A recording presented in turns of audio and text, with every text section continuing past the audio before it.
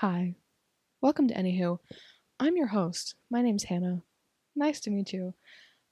This episode, we're talking about race cars.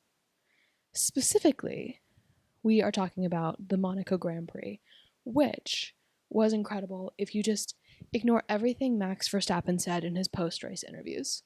If you listen to Max Verstappen's post-race interviews, it was the most boring thing you've ever seen.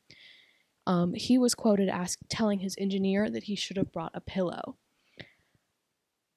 But to me, it was incredible. So, we should just start with the little man in the background. The greatest thing I think I've seen. It's not the greatest thing I've seen, but it was dang beautiful. Number 16. Charles Leclerc won the Monaco Grand Prix. Charles Leclerc broke the Monaco curse and won the Monaco Grand Prix. He did it. Not in this car. This is last year's car. But in his little red Ferrari, he won the Monaco Grand Prix, and he cried. I cried. The Prince of Monaco cried. It was incredible. This race, man, Monaco did not disappoint. Everybody says, hang on, let me. Monaco is the pinnacle of motorsport. Depends on who you trust on that one. But it was mighty incredible. It was incredible. He won. He was in the lead the whole time. He started on pole. And it was honestly a very, very, very slow race.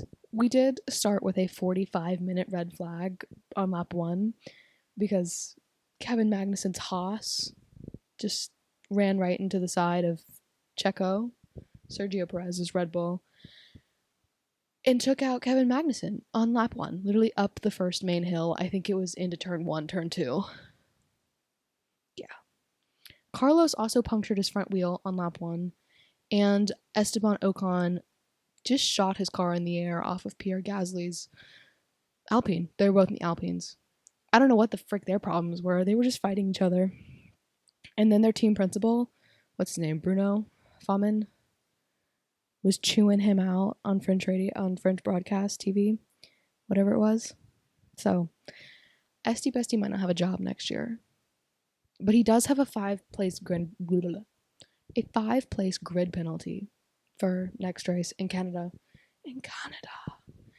Everybody was like, "This is the European season, European summer. Quick, we gotta go back to Canada really quick, just back to Canada." Monaco. It was incredible. It was so fun. I think the strategy talk was the best thing in the radios. The radio banter this weekend. Let me find some quotes. These were actually so good. Well, first we have Pierre Gasly going, "What did he do? What did he do?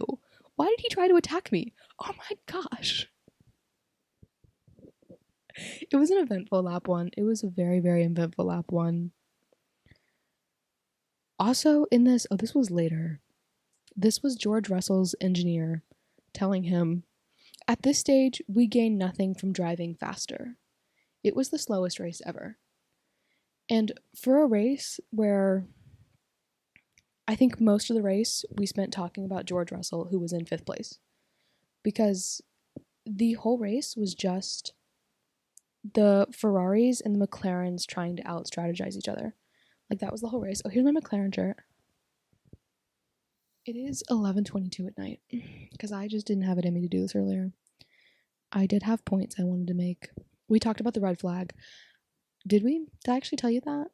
There was a red flag on lap 1 because of the giant crash, and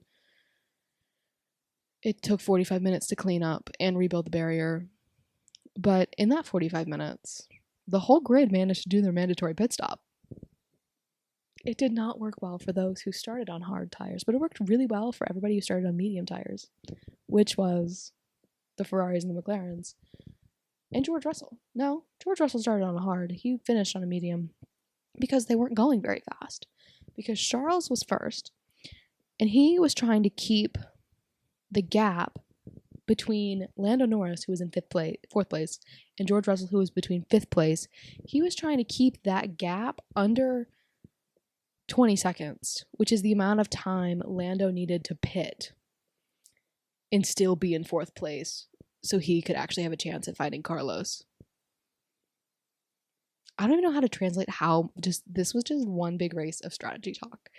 And it's the same thing Aston Martin was doing. Aston Martin had Fernando Alonso in like 12th with Lance Stroll in 11th. And Fernando was making a big enough gap between them that Lance could pit in the same place. And I mean, this is what everybody was doing the whole time. Like, it was just a strategy race that the entire top 10 finished in the order that they started. And that means Alex Albon got his first points of the season. He's now up to 2 points. 2 points for Alex, which means Williams does not have 0 points.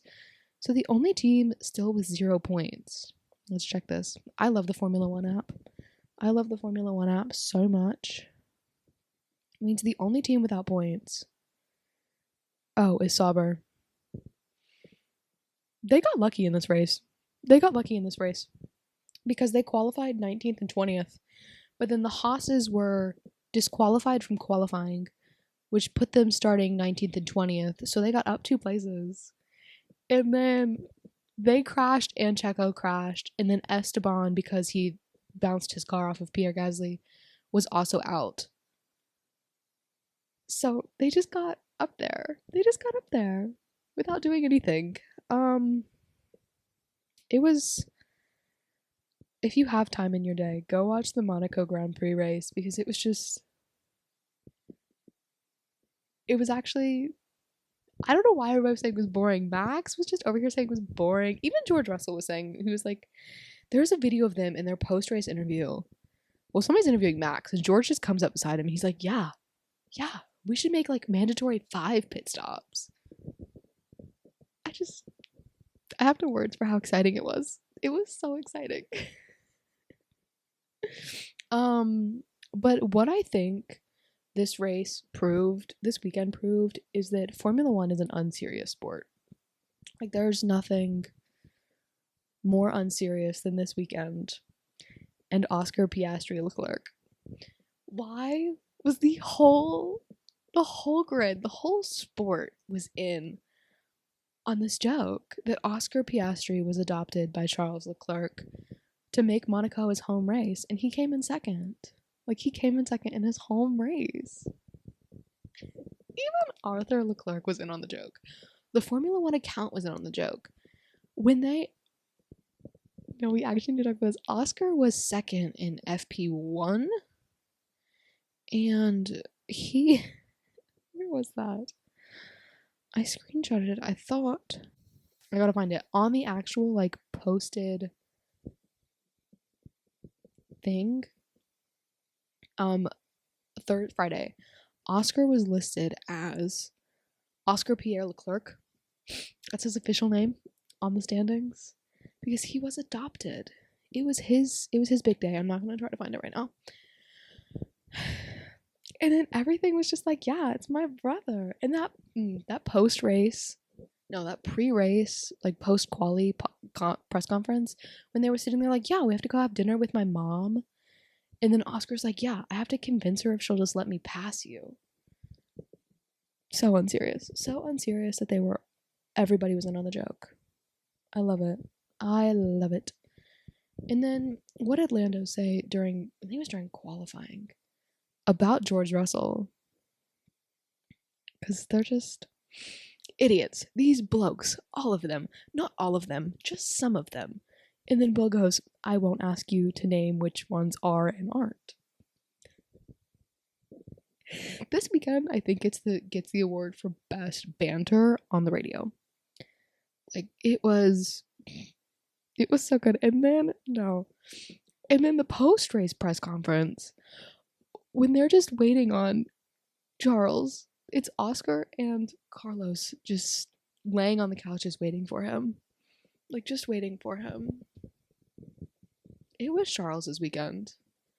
I think from FP2, it was his weekend, and we all knew it.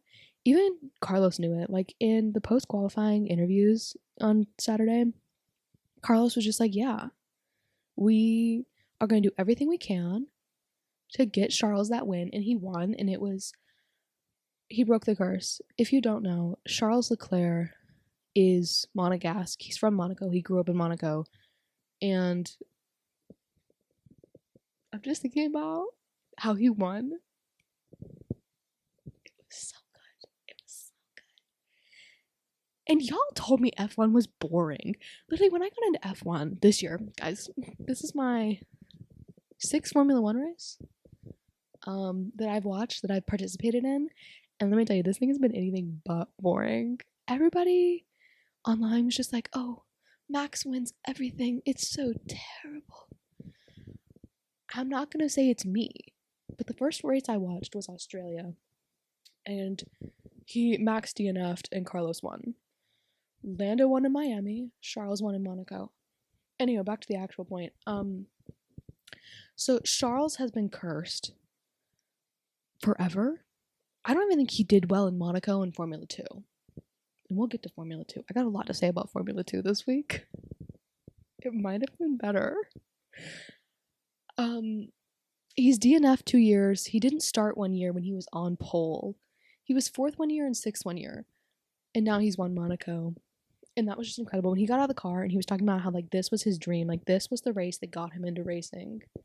And it's just, like, there are races in Formula 1 that you just want to win. You want to win your home race. Like, first priority in Formula 1, or just racing in general, is win your home race. You want to win your home race. And then you want to win in Monaco. And I would add Silverstone to that. But you want to win your home race and you want to win in Monaco. But for Charles, those two are one. And now he's done it. He's done it, and it was, oh my gosh. It was incredible. To be a fly on the wall at those parties, like...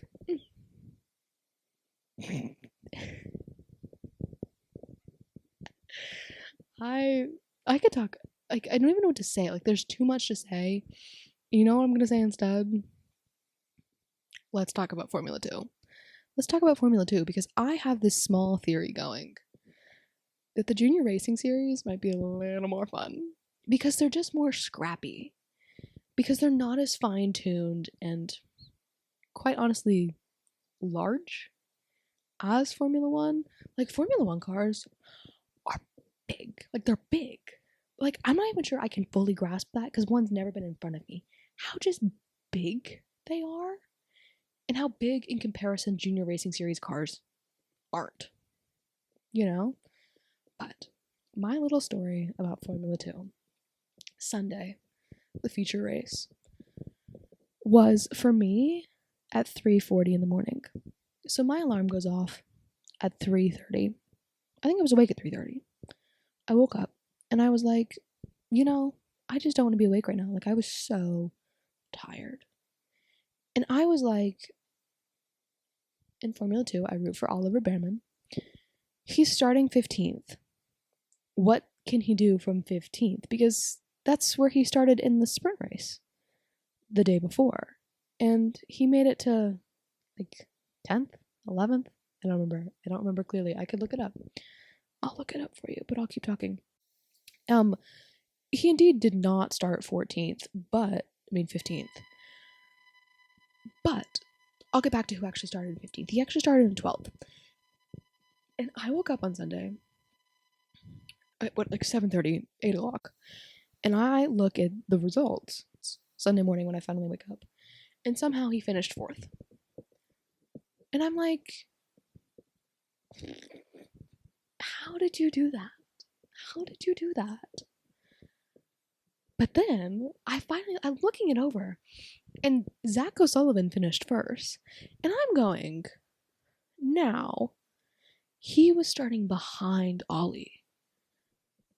And then I was just sitting there going, how do I watch this in the next, 40 minutes before the Formula 1 race? And let me tell you, when I finally watched it and I realized that Ollie started 12th and made it to 4th, But Zach O'Sullivan was the one who actually started in 15th, and he won. I just couldn't fathom it. I couldn't figure it out. I'm like, how did you do that one? And let me tell you, if you have the time and you actually want to, please go watch the Formula 2 Monaco feature race, because it can never happen again. It is an unrepeatable feat what Zach O'Sullivan managed to accomplish. First, like, so in a feature race, in a full-length race, in any formula level, you have a mandatory pit stop. You have to stop. Actually, that's not true. That's not true in Formula 3 because there are no pit stops. Okay, in Formula 2 and Formula 1, the ones who actually have pit stops. Why am I over here like in a full-length race? You have to have a pit stop. That's wrong. That's wrong because only Formula 2 and Formula 1 have pit stops. Okay. The ones that do have pit stops have mandatory pits for a full-length feature race. And up until lap like 40, Zach O'Sullivan had not pitted in this like 43 lap race. So I'm watching this race and I figured out how Ollie got to where Ollie got. It was impressive. We'll get back to that though. Zach O'Sullivan still hadn't pitted. And when the people in front of you still have to pit, there's like the race, like the guy who's leading the race at the moment, and then there's like the guy who's really leading the race because everybody else still has to pit. And when you pit, you're going to come up behind the people. So there's like the virtual race leader, and which is Isaac Hadjar. And like, okay, like I was accepting this. Even Isaac Hadjar was like, yeah, he's about to win in Monaco, right? Wrong. Okay. Zach O'Sullivan pits on a yellow flag. The yellow flag was in sector 1 and 2. He pits, and I think he was like a millimeter over the line, like to be in the pits, when a virtual safety car goes out. Under a virtual safety car, the pit lane is closed. You can't pit. But he was already in the pit. So the virtual safety car slows the whole grid down. You have to slow down so they can clean up what happened. There was a wreck. But this gave Zach O'Sullivan a free pit stop. So he comes out of the pits in front of Isaac Hadjar. He kept that first. He pitted from first and came out first. And then there was like 2 laps left. And so he won on cold tires. In just the largest stroke of luck not even like the FIA gods could come up with. And let me tell you, Isaac Hadjar was fuming. He was fuming on that team radio. If you could think of a cuss word, I think he said it in that moment. Because he went from believing he was about to win to just not. And that, oh my gosh, like it was incredible. Like it was, here's what I'm saying, it might have been better than the whole Formula 1 race. Like nothing compares to the pure joy and like satisfaction of Charles winning in Monaco. But Zach O'Sullivan winning the Formula 2 feature race was epic. It was actually epic. Okay, now let's talk about Ollie, because Ollie B, he started 12th and finished 4th. And let me say, he probably got like 5 places on that start, which is what he kind of did in the sprint race on Saturday. He has a good start. And now he actually has 18 points into the Formula 2 championship. Like, go Bestie, go. For the longest time this season, he still has 6 points in Formula 1 because he went in. He's a Ferrari reserve driver. I think he also might be a Haas reserve driver. Somebody fact check me on that. But he has 6 points in the Formula 1 World Championship. And he, for quite some time, had no points in Formula 2. Most impressive from little Oliver Behrman this week was he managed to pass his teammate, Kimi Antonelli, in the hairpin. In the Monaco hairpin, he manages to pass his teammate. Kimi Antonelli, I almost said Andretti. That was not going to make sense. Kimi Antonelli came out of the pits in front of Ollie. But again, that cold tire thing, he was on cold tires. So Ollie was like, they were like neck and neck going up the hill. And me and the broadcasters really thought Antonelli kept it, that he had it. He was in the lead going into the hairpin and around the hairpin. But Ollie takes the outside going into the hairpin. And then literally in the middle, he cuts to the inside and makes it around him. You passed him in the hairpin? Like, maybe I'm starting to understand why Formula One is obsessed with him. Because that, again, Formula 2. This was an episode for me to fangirl about Formula 1, and I'm just fangirling about Formula 2. Sorry. I love this. I love this so much. What else was on my little list to talk about? I think that was about it. Oh, what I want to talk about is Lando. Lando this weekend. I had a lot of faith going in to the weekend based off of his performance in Miami where he won. He won in Miami. And then being less than an eighth of a second off of Max and Imola. Like, it's hard to say he didn't have good pace when he was fourth. But, like, I don't know, I was expecting a little bit more. Personally. Sorry, Lando, it's not anything about you. I think you did a great job. I just think maybe my unexperiencedness really just had more faith in you than logic. But yeah. Okay. That's really all I have to say about that. I just don't think he really, like, I expected more than I got.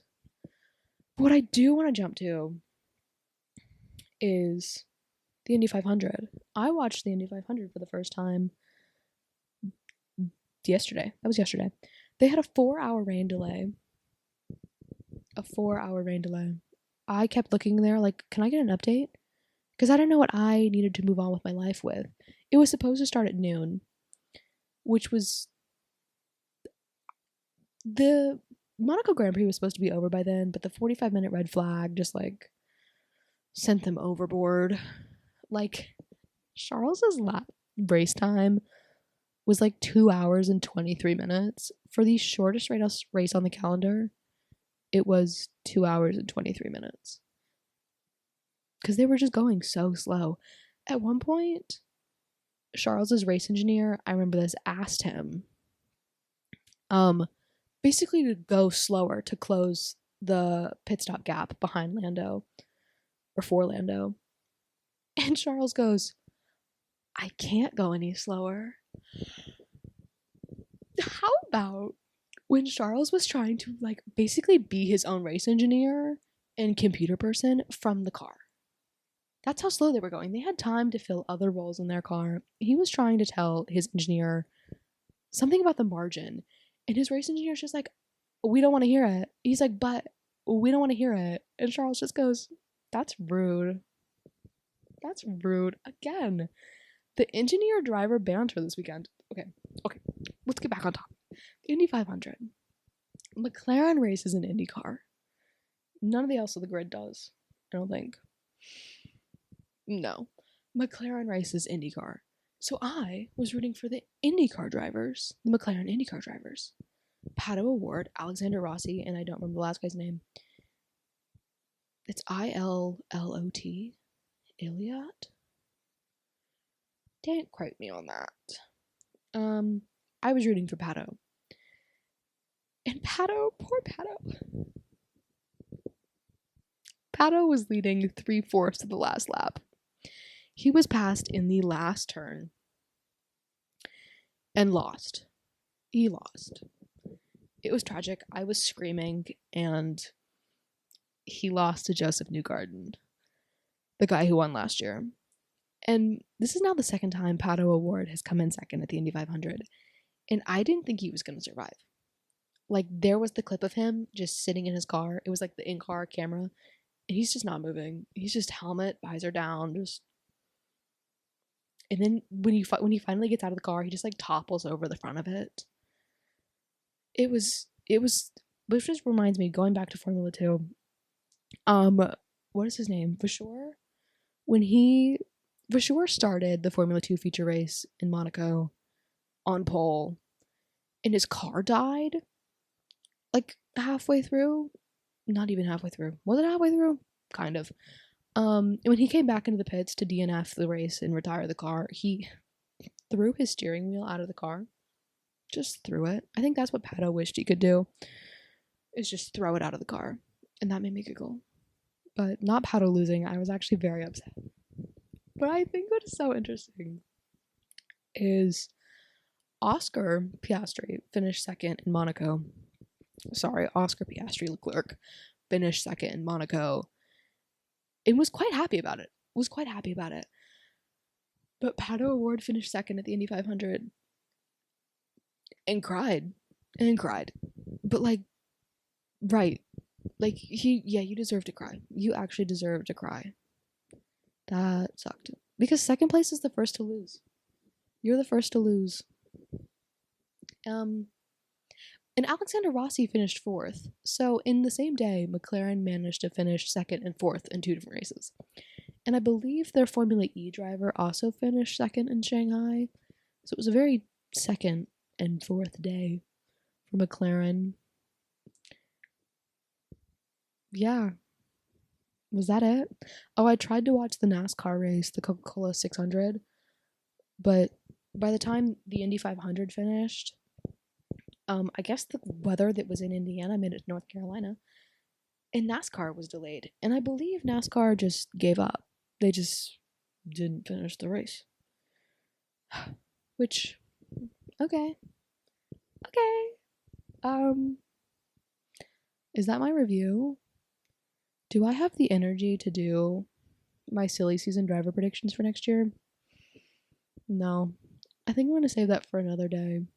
I will just say I think SD Bestie's future just got a little bit more unsure over at Alpine. But it was okay. Running his own car into his teammate was a very was that Oscar? Ocon move. It was quite an SD Bestie move. But yeah. Is that all I have? I think I really just ran out of steam. It is 11:46 p.m. Let's look at the standings for Formula 2. Ollie B is now 13th. Taylor Swift's lucky number. Is that my race car recap? Race car recap. That's kind of fun. I could probably talk much longer about this if I wasn't recording at this hour. Maybe this is best for you. It has been half an hour. Well, I think that's all I got for you, folks. Charles Leclerc is now only, I believe, 31 points away from Max Verstappen in the Formula 1 World Championship. And Ferrari is only 24 points off of Red Bull.